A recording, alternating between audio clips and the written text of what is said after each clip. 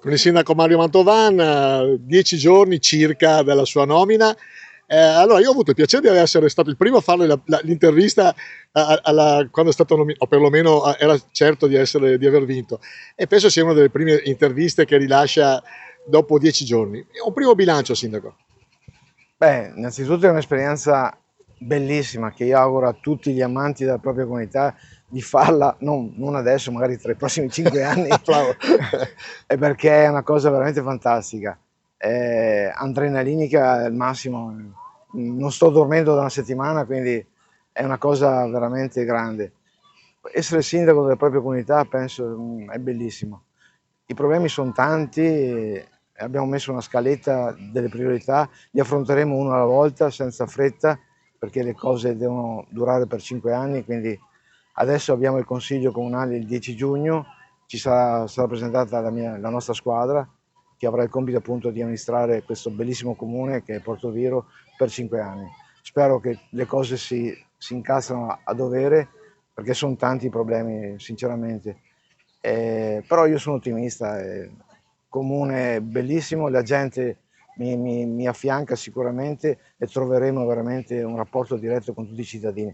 Con l'appoggio di tutta la cittadinanza faremo sicuramente il bene del paese. Ecco, lei conosce la macchina del comune, è stato un dipendente comunale con un ruolo importante come capo dei vigili, ehm, è stato anche consigliere di minoranza. Come ha trovato la macchina dopo un po' di anni che lei non c'è più all'interno come dipendente? E in questi 4 anni c'è stato un turnover molto, molto elevato, tante facce nuove, quindi persone nuove che vengono anche da fuori comune, però quando il personale è giovane e ha voglia di lavorare e tu anche lo incentivi con le giuste carte che io so, essendo dipendente, come fare, sicuramente, perché è inutile che ci giriamo attorno, i dipendenti sono il motore del comune. Se non hai un buon rapporto con i dipendenti potresti fare anche delle brutte figure. Io sicuramente una delle prime cose che farò è cercare un rapporto diretto con tutti i dipendenti e dare a loro la soddisfazione che meritano perché sono bravi e vanno incentivati. Ecco, in un incontro con i ragazzi qua a Portoviro ho detto io sono il sindaco a vostra disposizione.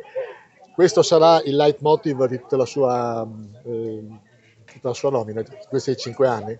Esatto, perché dobbiamo puntare sulla scuola, il nostro futuro è lì.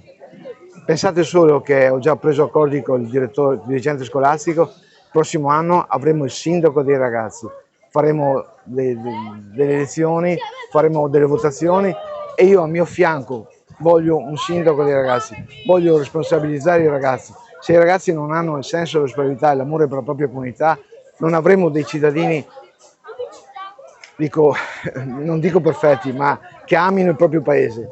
Quindi puntiamo sui ragazzi per avere dei cittadini rispettosi e amanti del proprio territorio, della propria comunità. Grazie sindaco. Viva Portoviro!